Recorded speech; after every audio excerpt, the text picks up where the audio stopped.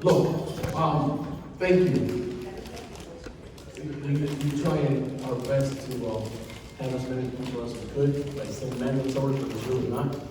So we're not gonna turn this into a lecture, we just wanna have a conversation. So that we get to know as we transition over to normality, if you wanna call it normality.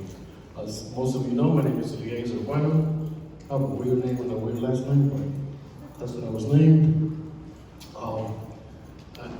My experience has been positive for the most part. And I'm sure that you guys, the newer members, could say the same 5 years later. But enjoy it?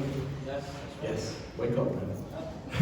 So I'm just gonna make it nice and sweet. This is just really mingling, networking, sort of like get to know each other. I think we did that it was very positive, very good at the Hudson in December. I think that most of you guys enjoyed it. Michelle, you weren't there, right? You were? Yeah. You were there. Hennessy's. What were you? Wendy. Dominican Republic. Oh, that's so just enjoy being with each other. Sick of being in Zoom and just seeing screens and not faces, not people. We have gone through rough times. From a pandemic now to a war. You're Louis, right? Louis Cruz. Yeah. But I think that for the most part, our hearts are mostly in the right place, and that's why we're here. So without further words, I'd like to introduce you the committee chairs that are here today. Starting with Isidro Medina.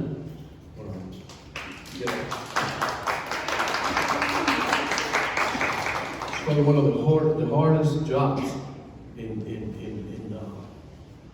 the board is what Isidro does, which is, why don't you come up and explain what you do for, you got a minute and 59 seconds. Thank you so much, Mr. Chair. Again, Isidro Medina, I am the chair of the License Committee.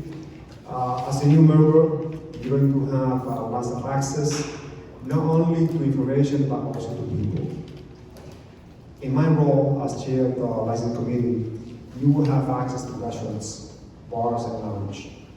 And it is a very important industry because if you think about what restaurants do, they hire people that live in the neighborhood. First of all, they also contribute by people going to barbershops, the salons. So it's like it rotates all the funds and all the capital that they bring to the community. As chair of the License Committee, we have about 9 members that we meet on a monthly basis. And we sit down, we interview all the stakeholders of the restaurants. And as a member of the board, you get to select or recommend if a particular application is going to pass or not. Now, that is crucial. Because for you to come and decide how and why you're going to recommend a particular application, you have to take into account a lot of items. And I'm very grateful because I have really great people in my committee that not only understand the community, but are also committed to understand what the problems are. I've been chair for maybe 6 years, and it has been a pleasure to serve as chair of this committee. I hope that you consider the License Committee, be part of it, and make a difference in our community.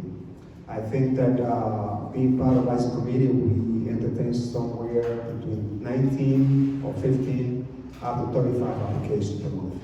It's a lot of work, but it's very, very useful, and I think that you're going to find yourself interacting with a lot of our community members. On that note, welcome. This is going to be a great experience for you. You're going to be part of this community board. It's a lot of work. We don't often agree with one another, but that's okay. That's actually okay. We have to have this agreement if we are democracy. So welcome. You're going to have fun. And you're going to learn a lot. Thank you, Chair. I think in your professional life, you get to know people and you get to meet people that set the standards so high that it almost become an obsession to be able to reach the bar that this person has set.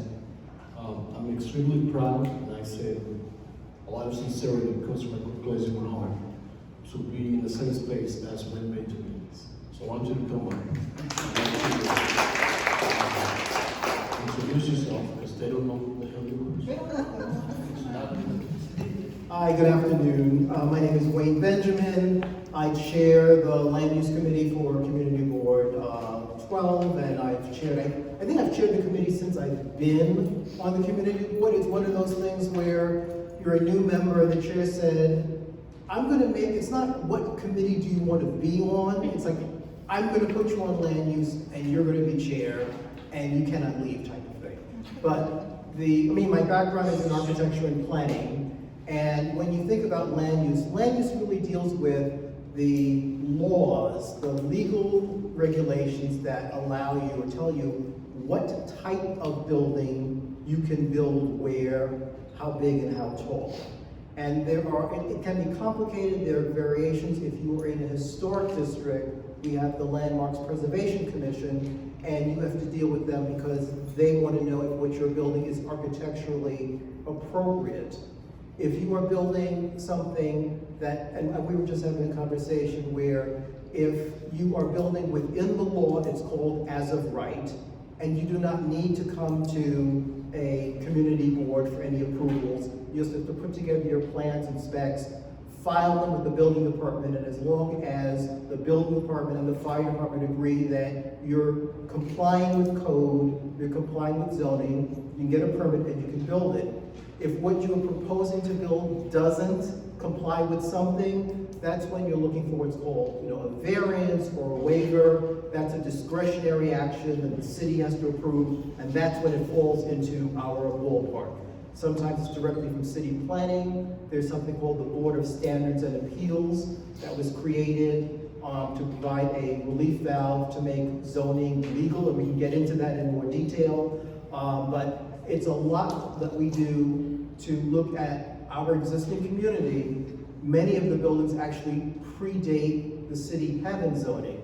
Zoning first came to New York City in 1916. I live in a building that was finished in 1911. So it predates zoning. Most of the buildings predate the current 1960 zoning. So we often have instances where a new building, the reason why it doesn't fit in the community is not because the architect or the developer is evil, it's because our buildings predate the laws that are now on the books. So we deal with a lot of, how do we maintain the neighborhood character? How do we balance preserving character with new development? We all say we need new affordable housing. Where are you going to put it? How big it's going to be? And we absolutely positively need at least one more committee member for land use. We deal with what the community literally, physically can and will be moving forward. And it's really important because those laws, once they are on the books, that is what is going to govern what can be built where moving forward. With that, I give it back to wherever our chair is, over here. When you talk about free tuition, that's it, free classes. You don't have to pay for the tuition. Bruce. But there will be a test. Representation of the Nagana. No? So my wife, Maria is, right? No, you are the chair, or you will be. Who else? Domingo Esteves, in the public safety chair. Yeah, come on up. Everybody knows who you are.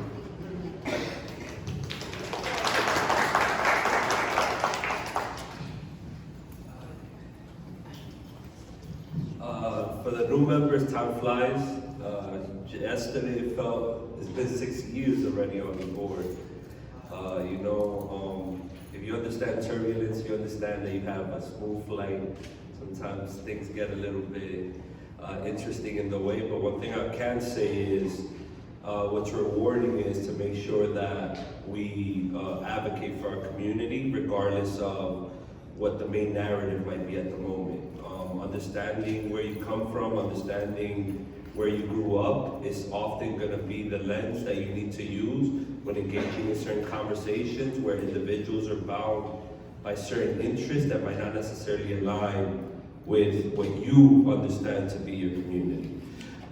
As chair of public, well, I'm a pandemic chair, right? It's interesting because I was first chair of business development, and then the pandemic hit, and we had to transition now from in-person meetings to virtual meetings, all within my first year, you know. So one thing that I am grateful for, because there's a learning curve on everything we do, was how do we engage our community, and being able to incorporate Zoom now into the conversation of the community board, I think makes the community board a bit more inclusive as we pursue to try to engage as many community members as possible. So I think it's a tool that's been added that has added great value to the conversation when it comes to engaging our community. As chair of public safety, which is something fairly new, I have about 4 months, it's always been about what is public safety, what does that mean for our community, and it's not necessarily about only the loudest voice in the room or the most influential voice in the room, but it's also about equity.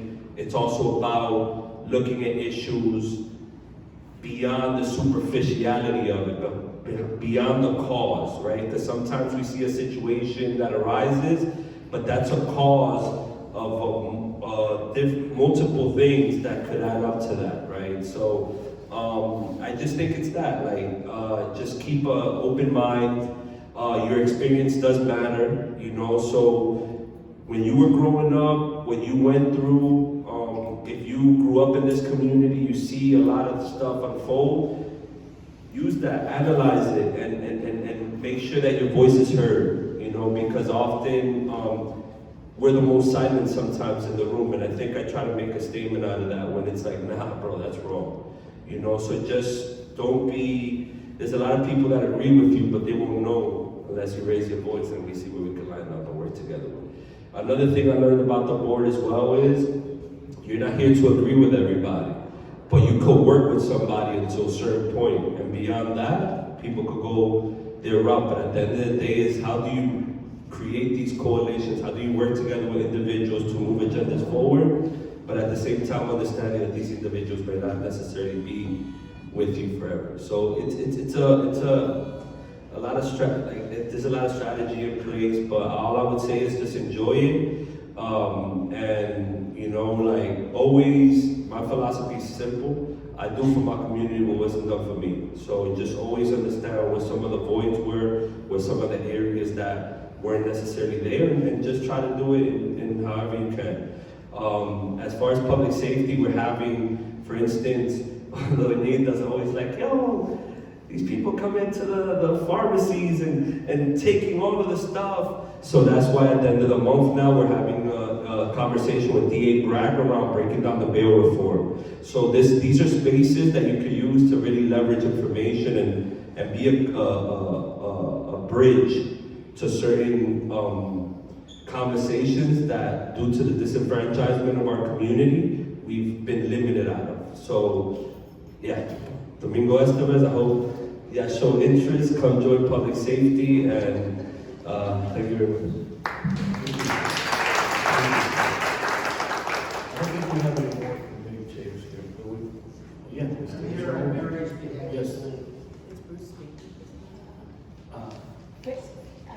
Elias, Faye Flor might just send me a text. She's on the way. Faye. All right. She's on the way here. Richard Olman is one of the rocks in this community board.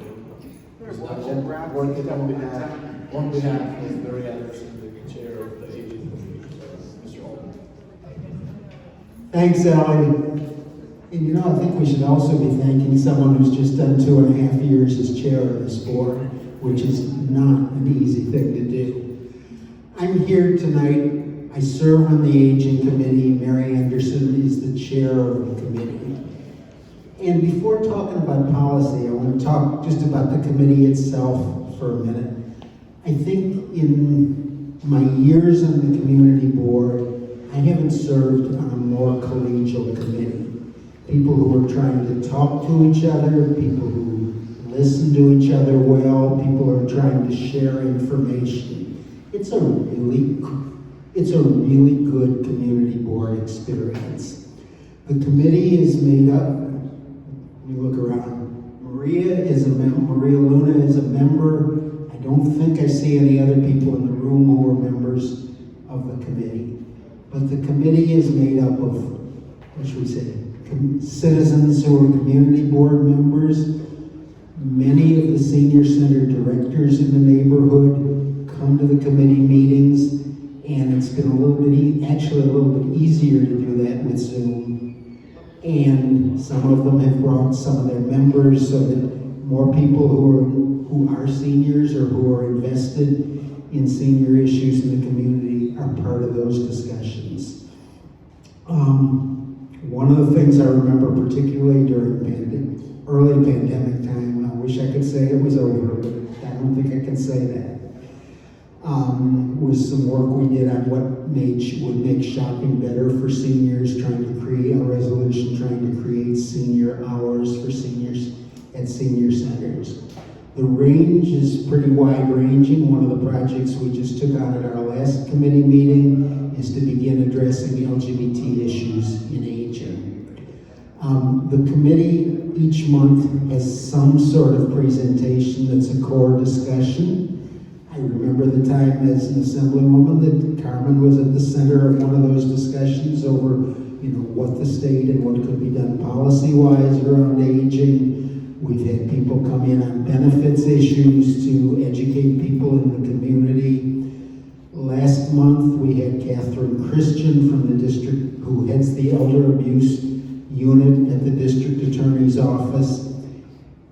And I'm going to do some advertising. If any of you are in organizations where it makes sense to teach people about elder abuse issues, to share information, she's just one of the best presenters I've come across anywhere. She's just superb in presentation.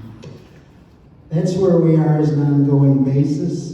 The committee has a lot of public members as well as people who are community board members, and it broadens the discussion each month, and there's plenty of room for new voices. Thanks very much. Thank you. So moving on, I'd just like to point something out quick. I think the common denominator amongst the committee chairs that you've seen speak today is that they're good facilitators. They don't dominate the conversation. They're inclusive. There are folks who will take the pulse of the members and bring them into light and have discussions about it. And I think that's important that you guys, not really new, but that's something that is really critical in what makes a committee successful, is the flow of ideas, different ideas, whether they agree or not. So I think that's something that I've seen happen historically for the past couple of years from each and every one of the committee chairs that I just spoke. Moving along to our agenda item, Liz River. Next. You don't get to do it, just come, just the chair of the Parks Committee, Liz River. I was gonna wear a costume. I'm wearing some mask. It's almost work, but it's not nighttime yet. So you will see me tomorrow in a costume. Thank you. Hi, my name is Liz Ritter. I am your Parks and Cultural Affairs Committee Chair. Community Board 12 is incredibly blessed. We have more parks land than any other community board in the entire city. We're about, I've heard different estimates, 35, 38, 40% parks land. It's huge. We have, 14 miles of shoreline. We have two historic houses and a lighthouse, which is considered also an historic house. We have the only remaining bit of old growth forest in all of Manhattan. When the people whose land this is, we are on Lenape land. I want to take a moment to acknowledge that. And the only place in Manhattan where you can see what Manhattan looked like is in Inwood Hill Park. We have just an incredible wealth of parks property, parks land, which is our land. We also live in a community where people can't afford homes in the Hamptons, and gym memberships, and expensive places for their kids' birthday parties, and we have all of that here in our parks. So when you think about parks, don't think about it as some kind of like fluffy extra that we can pay attention to when we're done taking care of the other things that we think of as traditionally important. Parks are incredibly important. If we learned nothing else during COVID, we learned the value of our parks. It was a place for people to be outside, to have recreation, to have safe socialization, and we could do all of that in our parks. So there is, as I might imagine, as I'm sure you can imagine, much more than I can say about our parks, but I'll leave that right there. I am also the chair of the Parks and Cultural Affairs Committee. Cultural affairs, there again, art is not some fluffy extra that we do when we've taken care of everything else. The role of art is to comfort the disturbed and to disturb the comfortable. It's what helps us process what we're going through when we don't know what else to think, say, or do. We turn to art. We turn to art to understand each other. We turn to art to understand ourselves. We have a wealth of art in this community, both artists, some of you may even be sitting next to an artist. But we have, I mean, think about the George Floyd civil rights uprisings in the summer of 2020. There was a lot of art that was capturing what we could not say for ourselves and what we could not say to each other. That was happening through art in the streets. A lot of our art happens in parks. Art is also a huge economic engine for this community. There are a lot of people who are engaged in the arts. There are many people who are part of the arts community downtown who live uptown. So arts, cultural affairs, parks, come on down. I think that's all I got. Good enough. Every year, as I'm sure some of you guys have already experienced, we hold elections, right? In which we get to pick who our elected officers will be. This past year, we selected, we didn't choose you, you just came with a package. Catherine Diaz, our first vice chair, and Angel Vasquez, our second vice chair. So introduce yourselves. Hi everyone, my name is Catherine Diaz. I've been on the board, I think, also for about like 6 years. Time flies.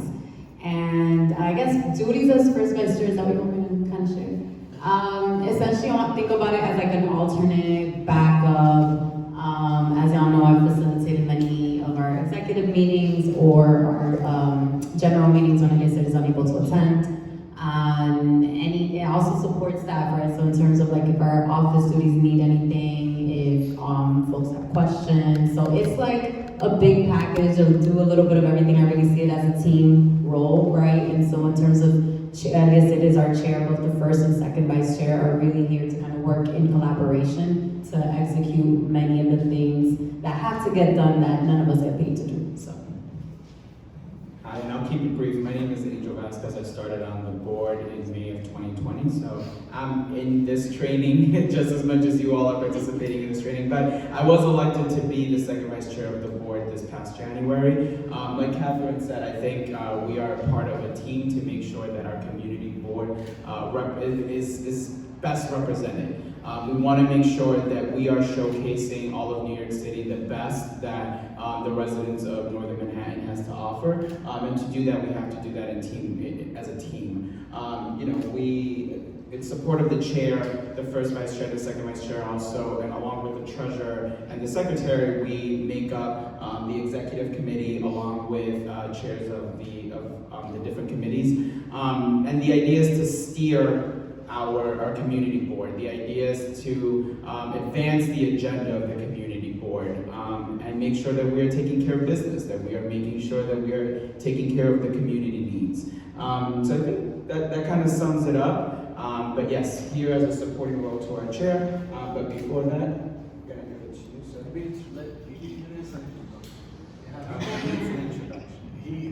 Jim Bernard has been on board for about 50 some years. Okay, I can't keep count. Him and Mariela are the godfathers and godmothers of the board. Jim is probably, in all seriousness, one of the most knowledgeable people that I've ever met, in the sense that he knows how to interpret and humanize law and concepts. You could know law and he could say it and he could interpret it, but he has a way of figuring it out so that it works in certain dynamics that benefits all, instead of just saying it in a way that people wouldn't understand. So, having said that, I'd like to introduce you to Mr. Jim Berger. We just give you I think I'll just sit, if you don't mind. I've been a member of this board, I think, 41 years, and Maria has been a member of this board 40 years and 6 months or something like that. So, I've been around for a while, and it always brings me great pleasure to greet the new members, because you are our continuation, you are our future. And I always begin my parliamentarian talk. By the way, I'm an appointed officer of this board. The parliamentarian is appointed as the chair.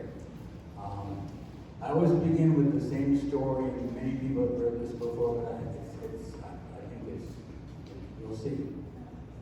I have a cousin, and he, actually not doing that well now, but he used to be an absolute softball fanatic. I mean, he was on a team, you know, the team was part of the league as an adult. It was all very serious. And what happens with softball and other games is every now and then something occurs in the play, and you actually have to consult the rule book. And there's always someone there who says, why do we have to look at the rule book? And my cousin's answer is the key. Because without the rules, there would be no softball. Softball is created by the rules. Community boards are created by rules. Governments are created by rules. And these rules go by different names. You know, governments create laws and so on. But the key is the rules.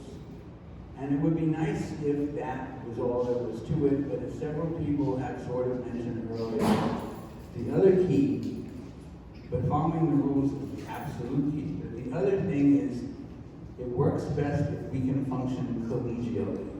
We get along with one another. We don't fight with one another. We don't badmouth one another. There's this corny saying, you know, I like disagreeing without being disagreeable. And I think that is the key. And we have, I think it's more than an opportunity. We have the responsibility, maybe we don't fulfill it as well as we might sometimes, to be a good example to our community in terms of how we should all get along. Now, the other thing I would mention, and by the way, once I compose a cover letter, you will be getting this letter that I will take on. It turns out when we had our election where these lovely people were elected, things got complicated, and suddenly we didn't know what to do. Because it turns out, and this is part of the, that's what striking me, but our rules, if you like, consist of a bunch of things. We follow Robert's Rules of Order. We follow our bylaws, which you all have a copy of, and there's also a short guide to Robert's Rules of Order in the book, the handbook as well. And the third thing that governs us, obviously, are the laws and city charter of the city of New York. And one other thing, just to make it clear, more than, you know, a local neighborhood association, we, because we're part of the government, are actually very tightly controlled by the First Amendment of the U.S. Constitution, which applies to the government, and we are the government. Now, the thing I wanted to mention today, just so you get a sort of sense of how complicated things can get. What happened in December is several documents came into conflict with one another. And then it turns out, interestingly, when we did a recount, the whole problem went away, but we wanted to solve the technical problem. It turns out, for a particular office, there was a tie. But what it looked like originally is that there were, and you need the details, okay? And the other thing is that everything community boards do has to be done by a majority vote. And you'll see that gets complicated too. So what happened in this particular vote for a particular office is one person got 19 votes, one person got 20 votes, and one of the voters, if you like, did not vote for anyone, which you have a right to do. And that's essentially an abstention. And in fact, let's just talk about the concept of abstention. It sounds very fancy. It turns out if on election day you stay home because you don't feel like voting, technically you abstain. And obviously if you do that, your thoughts shouldn't count because you didn't go vote. And that's basically what Robert's Rules of Order say as well. In normal parliamentary session, if you abstain, your vote does not count. It does not, like you haven't voted at all. However, that's not what the city charter says. I'll read you the magic words.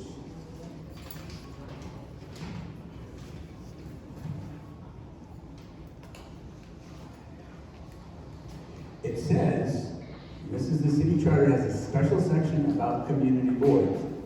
And this letter ends up being as a result of this amazing conversation I had with the chief counsel to the former borough president. And she wrote the letter. But the city charter says that the determination of decision, and here's the magic words, of the majority of the members present and entitled to vote shall be the act of such a board. So what that means, oddly enough, unlike Robert's Rules of Order, is when we have a vote, if your body is here, you are a voter, okay? You don't even have to do anything, you're automatically a voter anyway. Now, if you vote in favor of whatever it is, or you vote for a candidate, that's how your vote goes. But if you don't vote, if you abstain, if you refuse to vote, if you pass, whatever, that is required by the city charter to count as not a positive vote, not a vote in favor of whatever it is. Now, the reason this gets complicated is because of this abstention. So it looked like with 20 people voting for one person and 19 people voting for the other person, and this abstention, the person with the 20 votes would win, except that according to the city charter, and then once I explain this, your eyes will have rolled enough, but it's very important. The number of people voting, technically, was 40, because the person who abstained was actually voting, because they were there. So therefore, there were a total of 40 votes. Now, if you have 40 votes, a majority of 40 votes is 21 votes, not 20 votes. And so, nobody won that election. And that actually had us confused for a couple of days.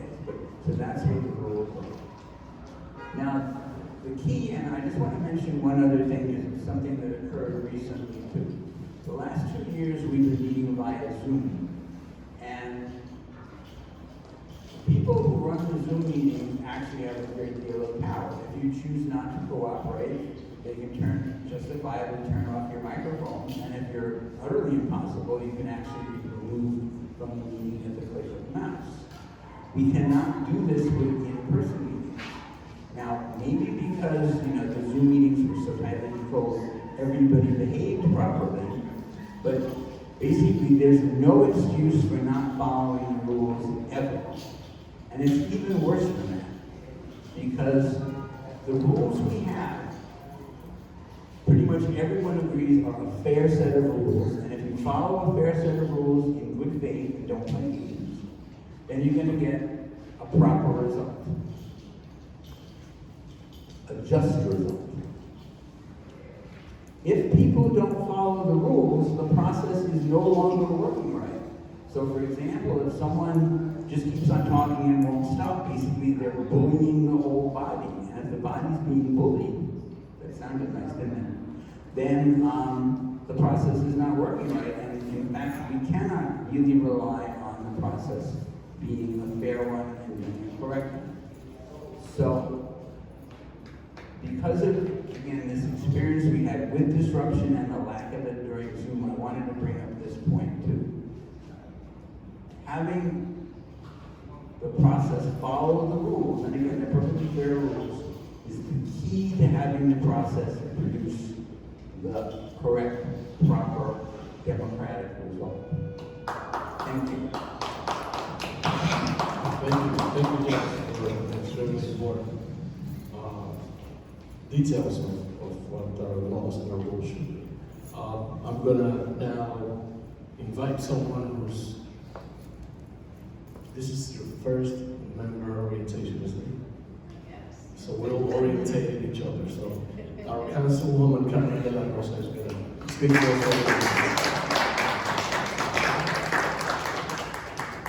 So I'm gonna make a new Robert's Rule of Order. Don't put me to speak after Jim Berlin. Thank you for your service, Jen. You've been serving longer than I've been alive, and Maria too. We appreciate you. I am your council member. I'm Carmen de la Rosa, and it's a pleasure to be here. This is my first time here as a council member for the new member orientation, but I grew up in this community. I was raised in this community, and I've worked in government for over 18 years now. So I was a staffer before running for office, and so I've been in many community board meetings in my life, both in Community Board 12, Community Board 11, 9, and 7. And so I have seen how community boards work, how well they can work together. I want to thank the executive board for inviting me here today, and your chair, where's Eliezer? Eliezer, for the opportunity. I want to say just two quick things. The first is to tell the new members a little bit about what our role as a council member is and how we can work together. And the second is to tell you a little bit about my vision for the community in this new role. So for the first part, so you all are the most local form of municipal government, right? The community boards are the first entryway into government for the city. And many times when people stop me in the street and say, I want to get involved, I often refer them back to the community board and say, join the community board. So that means you all have a big responsibility to not scare people away and to make sure that you're welcoming them so their voices can be included in the government process.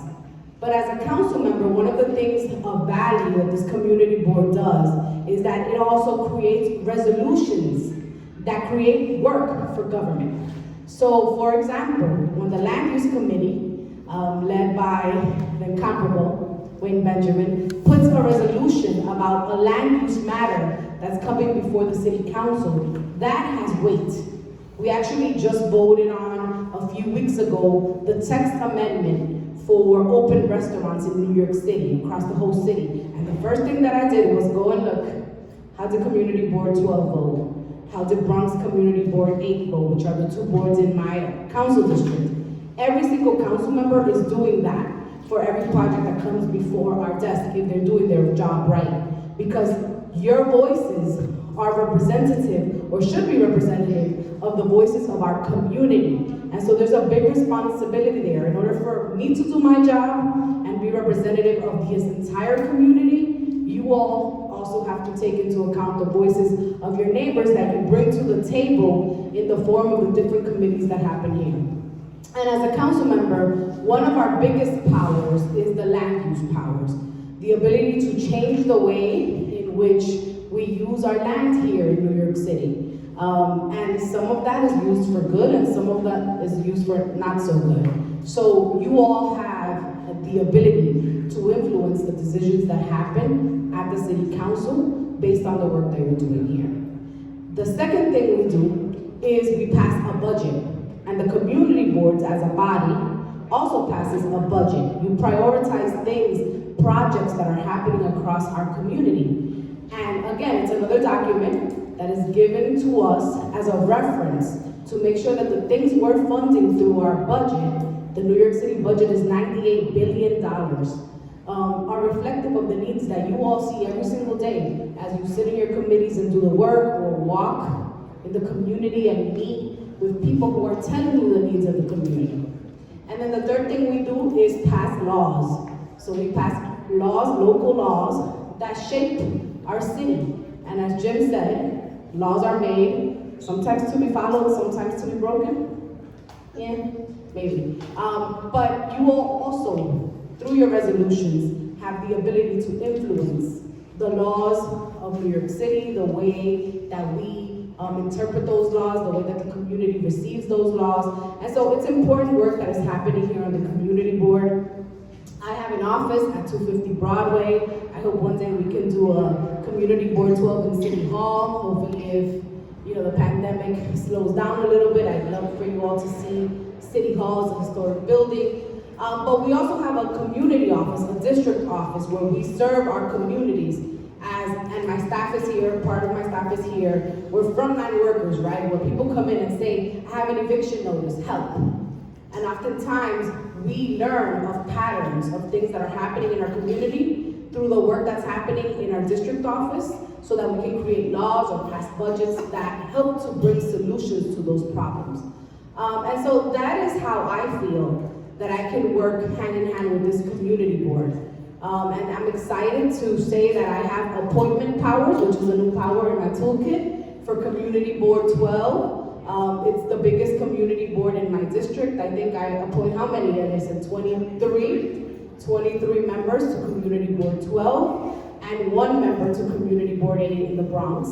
So I will be focusing on Community Board 12. I want to make sure that the voices of the people that are in this room represent the lived experiences of people like me that were raised here, right? Of people who are working in our community, who have a vested interest in the progress of our community. I want to see diversity on this board. I want to make sure that everyone who lives in our community sees their faces represented here. Domingo said it best, your lived experiences, no one can buy from you. So it's important for you to bring that to the table every time that something may seem frivolous, but it makes a difference to the people living on that street. And then just to talk a little bit about my vision for the community. So I was just elected in November. I was elected and took office in January. Our district office is going to be on 177th Street in Wadsworth. It's undergoing major renovations. So it's going to be open soon. We're going to have an open house. I hope you all come. My office is also your office. It's a community hub. That's the way that I see it. We are serving our communities with services. We're going to be doing events for our communities, but we have a conference room. We're also open to host community meetings if needed. And that is because one of the principles that we are leading with is the principle of co-governance. And that means that I govern for the people, by the people, with your voices at the table. And one of the things that we're actually kicking off, or already launched, our office already launched, is smaller committees, right? That will come up with agenda items for us to look at, for us to prioritize, in order to create an action plan. One of the complaints that I received at the community board, not at the community board, in the street when we were campaigning, was that members of the community did not feel like they were included in the decisions that government was making for them. I have a staff of 7. It's impossible for us to talk to every single resident, every single day, every time a decision comes. But I believe firmly that together, we can reach those pockets in the communities that are marginalized, that don't often have a seat at the table, and that's what we're trying to achieve. So I know that the community board has committees, and we're not trying to reinvent a mini community board over there, because we would need to hire Jim, and we got no money. So, but I do know that the people who may want to walk into our office may also want to apply to be on the community board. They're people who want to influence the decisions that are happening in our community, and I know that we can also work together the committees that we're forming with the committees that already exist here, to make sure that we're reaching out to people in the community that may not be able to physically come to a community board or do not have internet access, right? Those are privileges that oftentimes we forget we have. And so I'm excited about our co-governance structure. I look forward to working with each of you to make sure that your voices are heard. And I made a promise that I would be someone who listens to what the community wants and not lead for the sake of leading. And so I hope y'all hold me accountable. I will surely be holding you all accountable as my partners in government. And I'm looking forward to working with you. I want to just quickly, James, stand up. James is my chief of staff. He does a little bit of everything in my office, but he is going to be the point person for land use as well. And Jamila, stand up.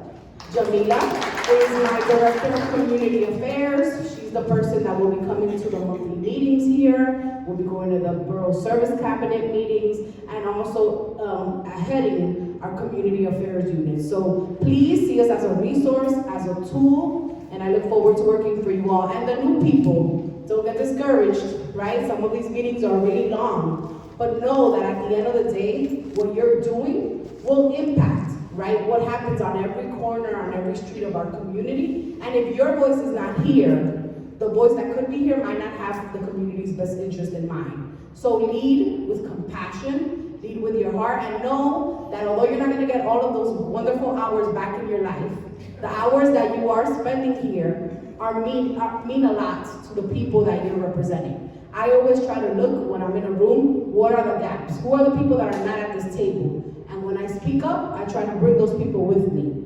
So make it your business to go out into the street and understand the issues that you're standing up for. Don't take anybody else's opinions as fact. Be your own fact checker and make sure that you close the gaps between those who have a voice at the table and those who don't. I hope you stay on until your term limited, so that we can all be Jim Berlins and Maria. So thank you. Thank you, Carmen.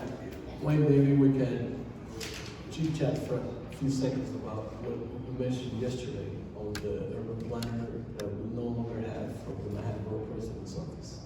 I want to bring that to your attention, only question, because you can explain it better than I can. So, moving along. This is the time in which you guys become the reason why we're here, which is historic. So, oh, okay. Faith from the youth and the youth committee, youth and education committee. Thank you, Lorena. No, sorry. This is not a meeting. This is Thank you, Mr. Chairman. Good evening, everyone. Yes, my name is Faith Morimon, Chair of the Youth and Education Committee. I would like to thank you, my colleagues, everyone here, new members, for being here and taking actually the initiative to join this board.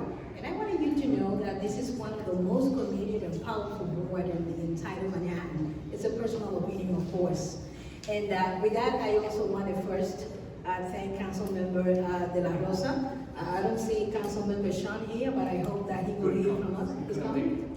Yes. I just wanted to encourage every member here, please think about the reason why you decided the first day to join this board. I have seen many people join this board and leave, also sitting in committees and feel like they're not going nowhere. If you join the board for a purpose. You want to serve the community. And I wanted to also encourage you to be committed in your community in the sense that if you don't know, at least volunteer to write minutes. We need that. And hopefully, you're not going to make just the idea of voting for resolution or just giving opinion. This is not about that. It counts, but not necessarily the main thing. The good thing is that I think it's a great opportunity for you to exercise your leadership, and hopefully you have that in your heart that one day maybe you're going to be sharing one of our committee, because chairs are not going to be in there forever, including myself, but I would like to see people in leadership position, and that leadership position actually would translate into other leadership paths in our community. So please, just don't sit in there to have your name in a piece of paper. And thank you so very much. Councilmember President, thank you. Come on up. She's gonna be talking directly to this if you want, but I just make it more personal. I think I wanna use something that really struck, or really has been the highlight of the year for me. In the process of getting a resolution passed for the Department of Buildings, I think it was, for 2238 companies. Michelle, Ebenezer, Olivia. I think we were in the process of announcing, letting the neighbors know that we were going to issue a permit, an extension of hours for construction work in 2238 companies. And Michelle took it upon herself, Michelle, one of our colleagues, took it upon herself to show up in the neighborhood and get flyers and distribute them out to each and every neighbor, to let them know that we were going to have a meeting that was going to impact their lives. I think that's commendable. I'm not suggesting that you guys should do the same. What I'm saying is that you guys should also take a real stake on the kind of decisions that we make and how it affects the community at large. I think we should take this very serious, even though it may not seem at times that it's going in the right direction. I think that at the end of the road, our decisions do matter, and this is the perfect space in order to exercise that. If you guys want to move on into other positions, this is the place. And you very seldom you find yourself with 40 other people who are as talented or more talented than you, free of charge. You're not paying anything other than investing your own time. So really take advantage of that, of the time that you're here. Really, No, all right, so I need to ask, because we just kind of started talking at y'all and nobody spoke and nobody said their names and there's like one person I don't know. So we're gonna switch it up. So if y'all can introduce yourselves, sorry about that. And so say your name, what part of the neighborhood you're from, and how's it matching, right? So when you signed up on the board, you got the letter that you're on the board versus your experience, right? So is it just like, this is everything I thought it was gonna be, or is it completely different, or I don't know yet? There's only a few of us, so I feel like we can do this quite quickly. So I'm gonna just pass the microphone. Hi everyone, my name is Emily Morte, and I live in Washington Heights. I filled out the application, but I didn't think I'd get on. And I think I came on because I was like substituting for someone initially.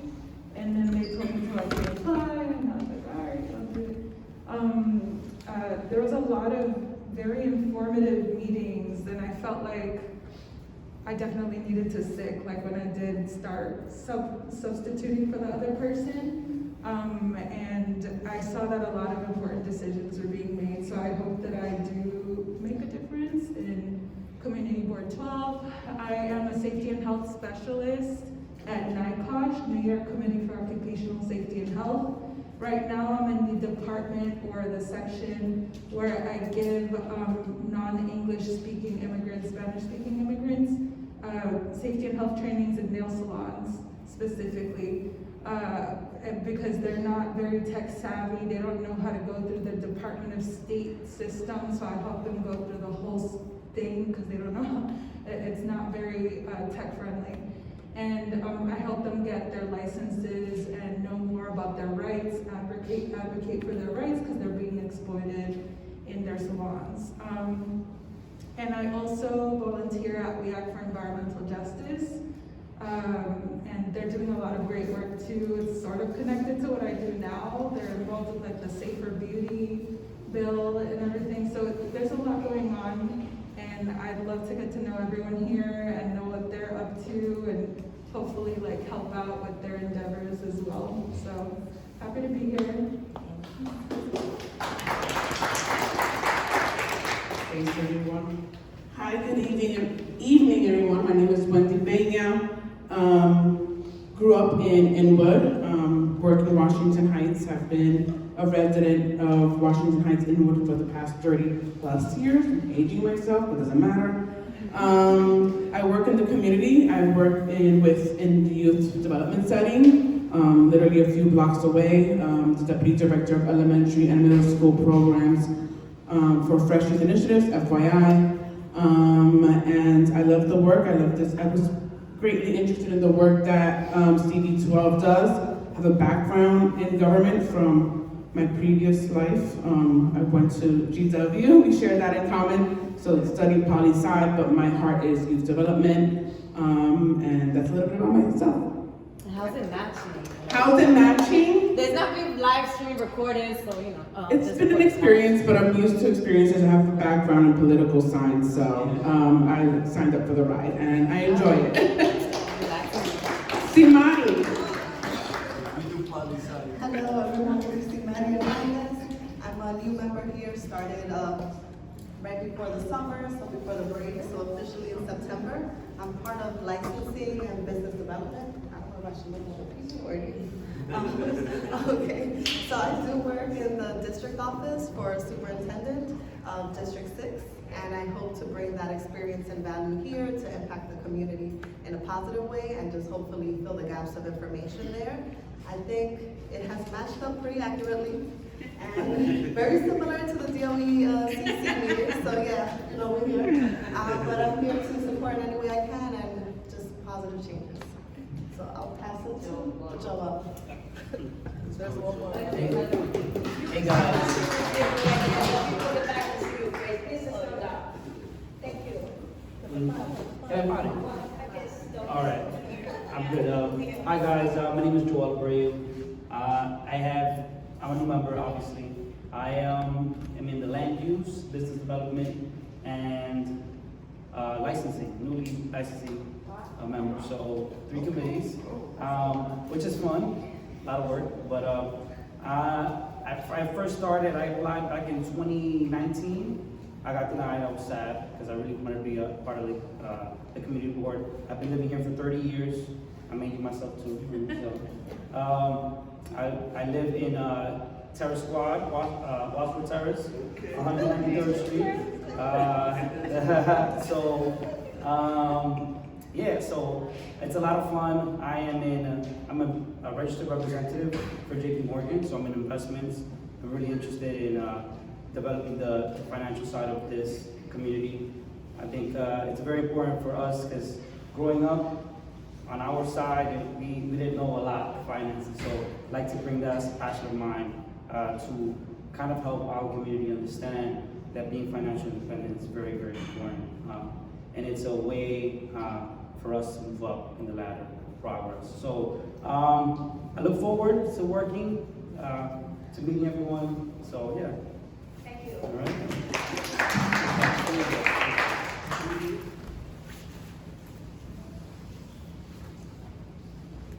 Well, good evening, everyone. My name is Juanita Ramirez, too. Pretty much everyone calls me Jumi. I am a Washington Heights native, lived here all my life, went to school here. Now, currently, I am a program manager for a college prep program out of my former high school, a Philip Randolph Campus High School in Harlem, 135th Street, District 6. And one thing, I am on the Public Safety Committee with my chair Domingo, and on the Parks and Cultural Affairs Committee with Liz. So far, I'm very happy to be here. I've been waiting 3 years for this opportunity. I've just been getting older by the years, just waiting and just waiting and waiting. I was like, maybe because I'm young, I'm never gonna get it. But diversity does matter. And one thing that I think people forget about diversity is age. And that has been one of my biggest challenges as an activist, as an organizer, and just a person that cares, has been my age. I think a lot of the times I'm undermined, I'm challenged, unappreciated because of age, but I think that's my strength, my experiences, and my care. And I'm very excited to be here. I appreciate everyone for coming out. Shout out to Wendy for everything you do. And Angel, my block neighbor.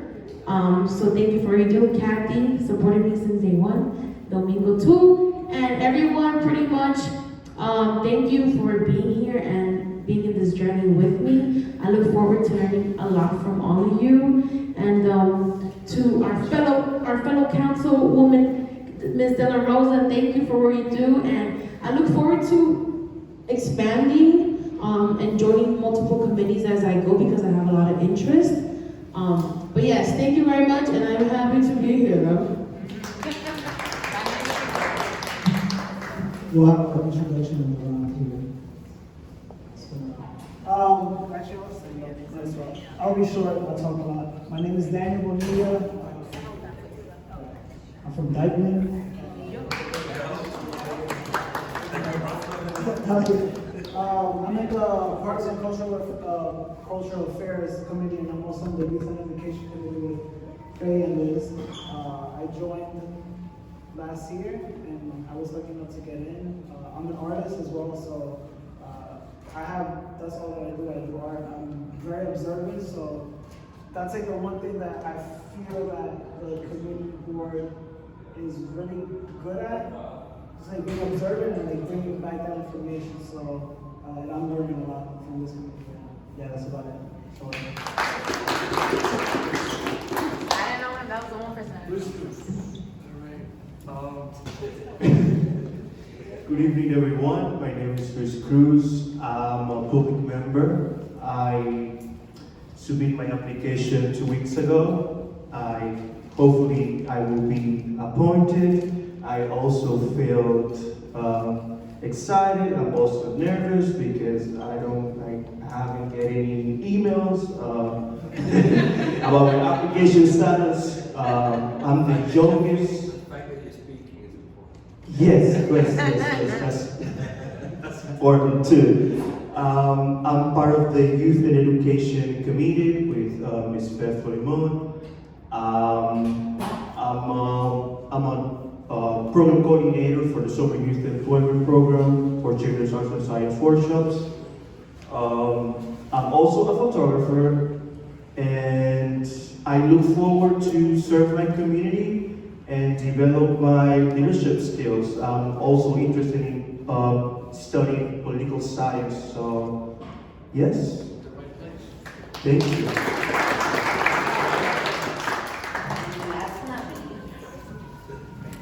From before I spoke as an executive committee member, but my name is Angel because I'm technically also a new member to the board. I'm from Washington Heights. I live right here on 160th between Amsterdam and Broadway, the southern end of the community board area, Jumina's black neighbor.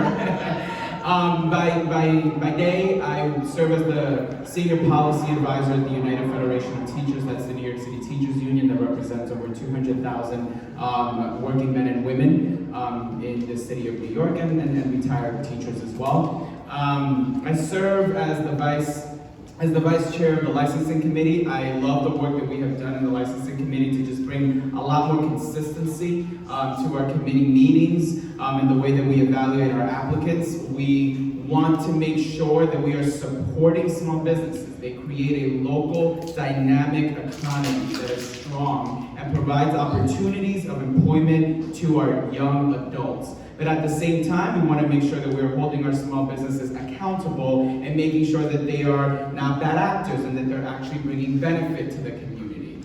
I did serve at one point in the Housing and Homeless Services, but now my role is really in the executive committee and is still on licensing. That's it. Awesome. Thank you, everyone.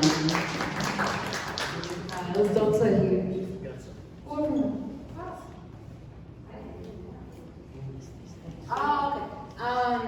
Thank you everyone for sharing, especially it was really great. We don't get the opportunity to learn about each other since I think one of the things that surprised me when I came on the board is how because of the structures that Jim Berlin highlighted and Robert's Rules of Order. You know, a lot of us who come from community spaces are used to really fluid conversations, right? Like, I'm gonna raise my hand and, you know, let's be gentle and all of that. No, that doesn't operate here, right? Like, you have your one chance to speak and you get the 2 minutes and it has to be worded in this way, and it can be really off-putting for a lot of us who come from other community spaces. So it's like, well, what did I just walk in here, right? And that was a big trip for me, because I'm like, I'm not used to that. So I think, you know, in the future when we do come in person, within the book, definitely Robert's Rules of Order is new for you. Learn it, it takes years of practice. And there's also a really handy one-sheeter that when we have in person, that you can quickly look at, right? Because there's a lot of terms that you will come up and say, and it's what allows you to put your point forward, right? To put it that way. So I'm supposed to really quickly, and I feel like this space is really more to hear for questions or comments or any ideas that you guys have, because this is your time, right? But I think I wanted to highlight just 3 things around our duties as community board members that I think we don't speak often enough. One, a lot of us, we've been exercising it, right? So you either got appointed in 2020 or last year, so I ain't gotta tell you about showing up to meetings. You already know you go to 3 meetings a month. Your 2 committees and your general meeting. But one of the things that I think Faye said it too, right, is about being present. How are we, you know, being on Zoom is easy. And I've been guilty of that on myself in other Zoom spaces, right? It's like maybe I'm on my walk, maybe I'm somewhere in my house, I got stuff going on in the background. But being present is super, super important. That's what makes our committee successful, right? So if we just plugged into that Zoom and watching a film or doing whatever we gotta do, and no one's engaging, no one's bringing forth new ideas, how are we actually gonna shift and move our business along, right? How are we actually gonna wanna become participants?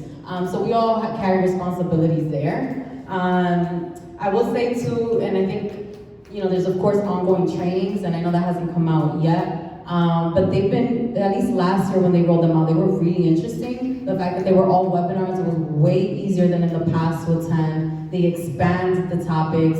Land use, there's a reason why Wayne has been on land use as long as he has. Same thing as Jim Berlin for parliamentarian, because it is a lot of information. And so, you know, as soon as those calendars come out, check them out, sign up for the ones that you're able to. Last year, they didn't make the webinars available afterwards, but hopefully that does change. Or if you have a scheduling conflict, ask if they're gonna offer it again. I can't stress enough, ULERP, parliamentarian procedures, what are the other big ones? The budgeting, the data mapping, right? And that's one thing too, like the Manhattan Borough, well, not just Manhattan Borough, but all the borough president's offices have so much the data tools. And I'm gonna go there, so the conflict of interest as well. All right, so I thought of framing this in a way that Mark Levine has on his website of like, what are the 3 things that they really look for? And that was honesty, accountability, and avoidance of conflicts of interest. And I thought that might be a good starting point. Because then a lot of us have said it, right? The honesty in terms of being present, being engaged, but also your experiences. What are your skill sets? What's your time like, right? And so that might be, you know, I am a great note taker, or I'm a really structured and like, you know, your brain operates, you enjoy yourself, that part, and when you're in a meeting. And if you're able to offer that to your committee, step up and talk to your chairperson that way, right? If you don't have the time, right? Because I know, you know, from a member that has shared, she's like, I'm so stressed, I'm on this call at 10 o'clock and I'm nursing my child, right? Or you have other things that are happening. I'll speak to your chairperson, your committee chair, speak to our chairperson, speak to our office. We're all incredibly understanding people and volunteers. And so we want to know, you know, what hinders folks from being able to participate in maybe ways that you were previously able to or interested in. And so being, again, if there are things that you feel like you can share that can improve both the conversations and the topics, like do that, you know. Last night and over again, we've been talking about like how I give my flowers and really respect to, for example, Francisco when it comes to cannabis. Because community board spaces, particularly ours up until a couple years ago, was incredibly conservative.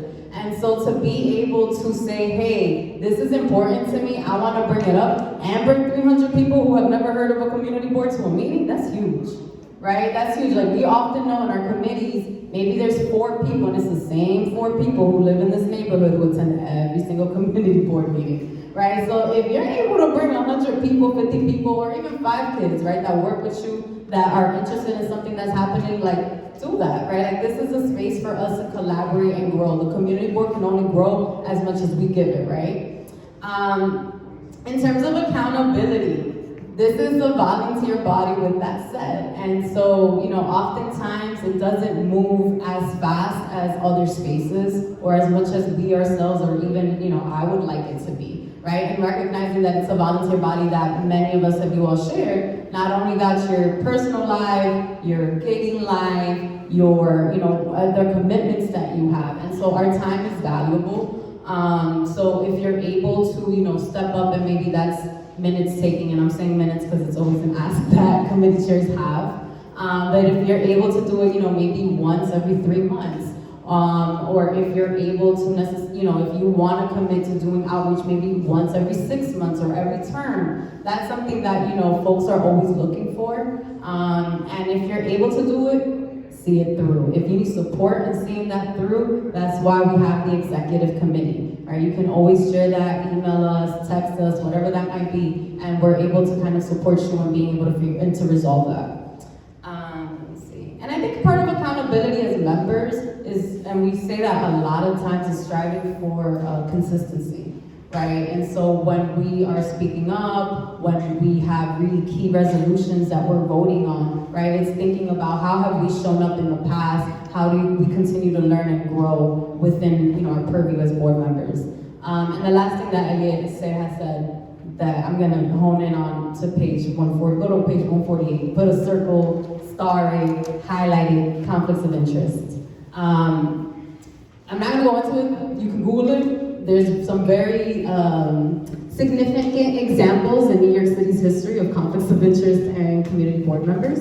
But definitely read up on it. If you don't know, always ask. I think what most comes up on the board of conflicts of interest are folks who have conflicts because of their space of employment, or perhaps they are a business owner or have reached out to business owners who are approaching us for licensing.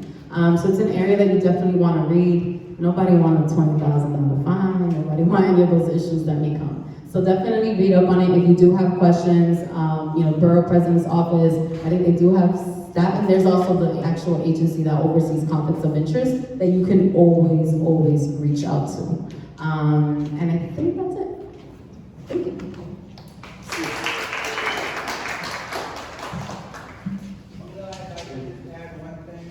After Steve. Is that really gave him? Okay. Steve Simon is one of our always on time members. Catherine made a valid point about how weird operating under parliamentary procedure is. It's not like normal conversation. It's not supposed to be. But the key, especially if everyone gets the same amount of time, and it's entirely fair, however weird it is. So when you get annoyed, go, whatever.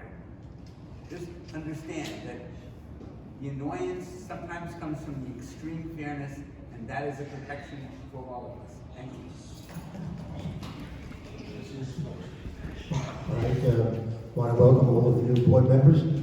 I am the chair of the Health and Environment Committee. I've been a member of this board since 2002, and I've been attending meetings of the community board since 1977. I've lived in this community for 50 years. So my committee, for the past 2 years, has largely been dealing with the impact of the COVID-19 pandemic in our community.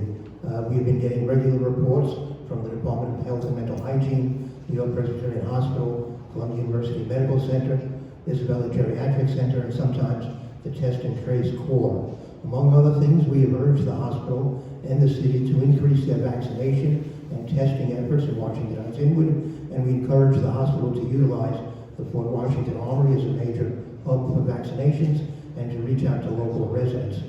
We also review the services provided in our community by city agencies, including the Department of Sanitation, Department of Environmental Protection, the Emergency Medical Services Division of the Fire Department, and the Health and Hospital System.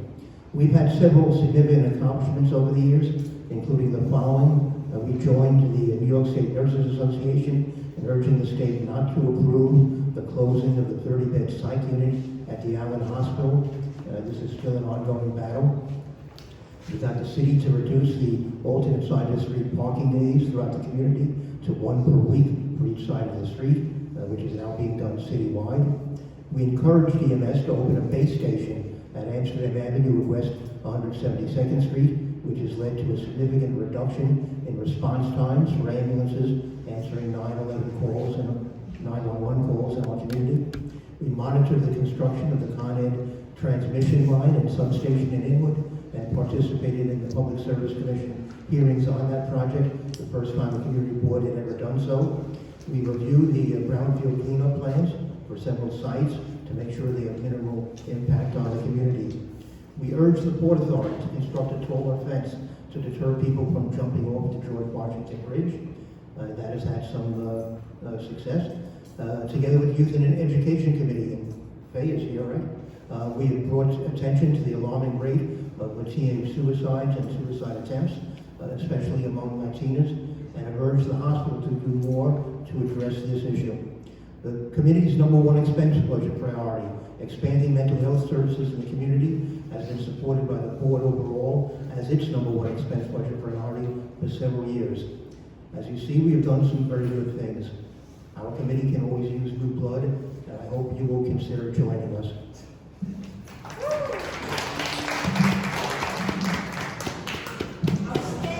Chair is one of the most outstanding chairs that we are very happy to have. And listen, guys, is there any questions that you want to ask?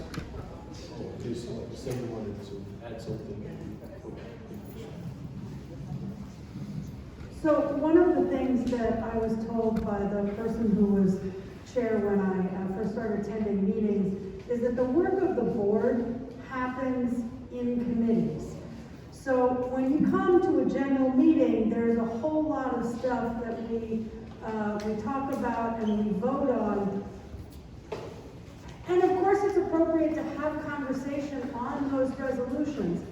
But if there's an issue that you really care about and that's really important to you and that you've got opinions on and you feel a particular way or you want to learn more about, even though you're already doing the work of showing up at 2 committee meetings and the general, don't think of this as a 3-meeting-a-month commitment.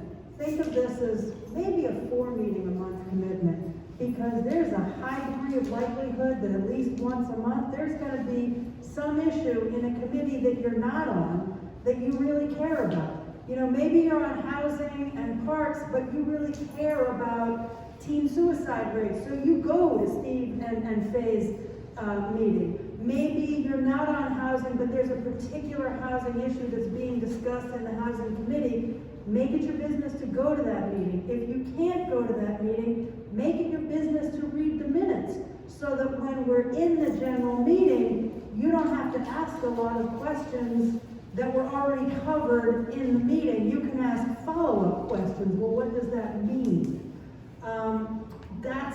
That's a lot of extra work, but it's going to make you a more effective board member, and it's ultimately much, much more satisfying. Because when your neighbor or some friend of yours on Facebook says, hey, you know, what's happening with that project over there? It seems like it's stalled. What's going on? You can say, well, I was at a community board meeting, and here's what I learned. Or, I don't know, but there's a community board meeting about that next week at 6:30. Come and join. So, that's what I've got to say. Thank you very much. I want to close out the meeting by, again, just saying thank you guys for your commitment to be here and to give your best to a community that historically hasn't really been recipient of our best. And I want to close out the evening by acknowledging our history.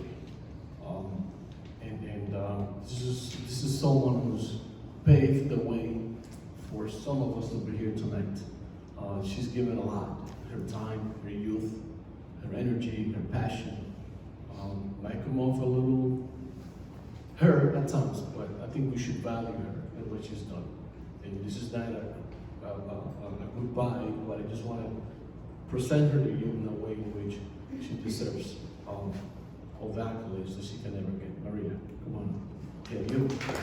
I want you to say a few words to I know you weren't ready. I didn't want that. I'm not ready.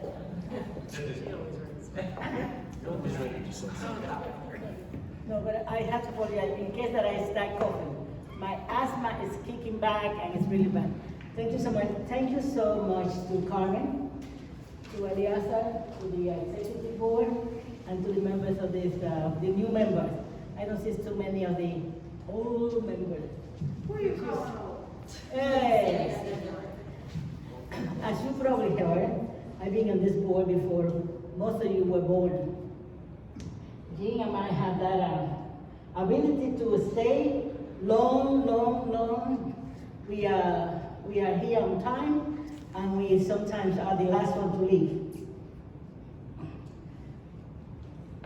When I joined the Community Board 12, I was a member of Community Board 9 before redistricting.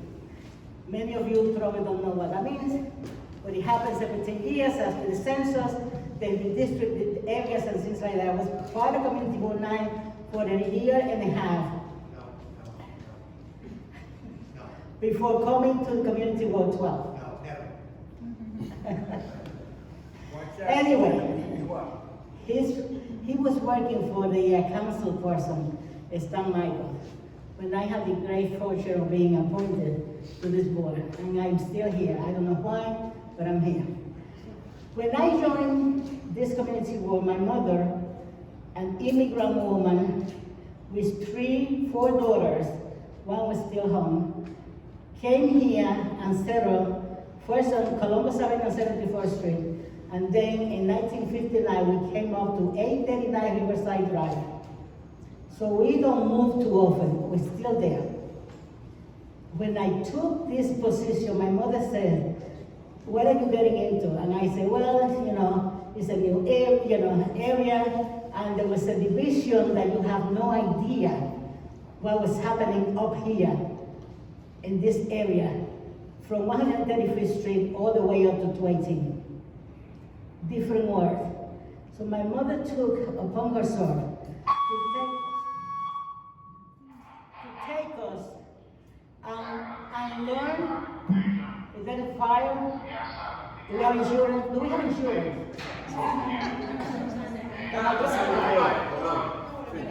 So my mother took all of, the 3 of us to go and take and learn about, is it okay?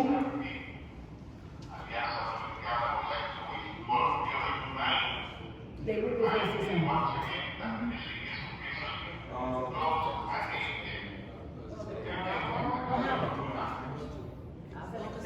That's because I'm talking. Now, here comes. It just goes to Oh, okay. Yeah. You got 10 minutes. So my mother took us on a tour of Washington Heights and Inwood. We know where UML, starting on 155th Street, from the cemetery over the terrace, we went to UML Place, we passed the Simon's house on Riverside Drive, we keep walking, we went to see the Presbyterian Hospital, we went to see the tower, the bridge, water tower, we continue with the Presbyterian Hospital, we walk all the way, not in one day, several days, to learn our community. And this is why I am here, because I care about this community. I have a big mouth, I'm telling you. Sometimes I said, see that sometimes people don't want to hear, but it's here. It's here. I care deeply about this community. I have gone through hell and back because of my belief, and what I do it for the benefit. What I believe is the benefit of everybody on this community. Because if you walk from 155th Street to 218, you'll see the same faces. We may not look alike, but we are human beings. We have to respect each other, and we have to respect everybody's sentiments and the way they live, and we need to help each other. We need to help each other because there is a lot of work that has to be done. Jim and I are going to stay here forever, maybe next year. over here, we can go to Aruba or something, Punta Cana, something like that. But my heart is right here in this community. We have perfect attendance record until a few years. We made a point of attending and listening and really, really pay attention to the new members that are coming. I hope you all stay, not as long as I stay because I'm crazy. That's another word that I should have said, right? But anyway, let me tell you, I could have said criminal, but I didn't know when to use it tonight. I meant to say crazy, and I still say crazy. I don't apologize for the things that I do because sometimes we make mistakes, and we have to accept people's way of talking. But my respect for all of you, seeing all these new faces. Look at this, they are young, they could be my grandkids. And now they're joining us. So I'm going to be moving soon. I'm going to be on the other side and watching you to do what I felt that I did for this community. What I meant to do long time ago, what I plan to do in the future, because I love Washington Heights and Inwood. I love this country, and everything that I do it from inside. Not from my mouth, but from inside. Thank you, Elias.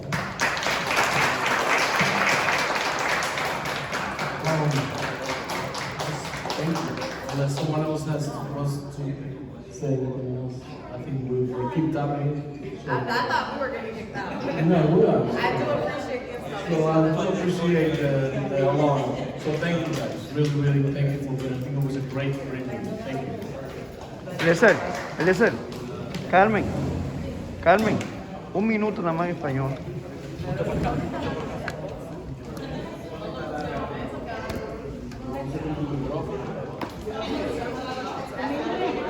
Habla, Carmen.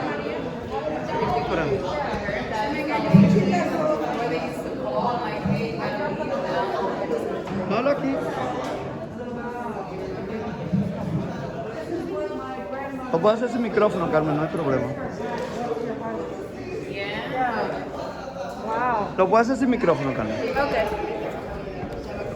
Concejal, ¿qué tan importante es para su oficina mantener una conexión con el Community Board número 12? Bueno, primeramente felicitando al presidente Eliezer Bueno y a todo el comité ejecutivo por este trabajo.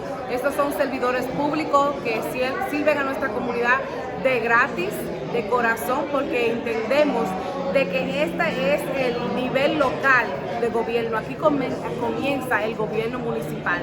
Así que para mí es importante trabajar mano a mano con ellos para asegurar el progreso de nuestra comunidad, que las voces de los más marginados lleguen a la Junta Comunitaria 12 y se vean reflejados en los miembros aquí, que nosotros podamos ayudar a nuestros inquilinos, a nuestros pequeños negociantes, a los estudiantes y a todas las personas que tienen oficio enfrente de esta Junta.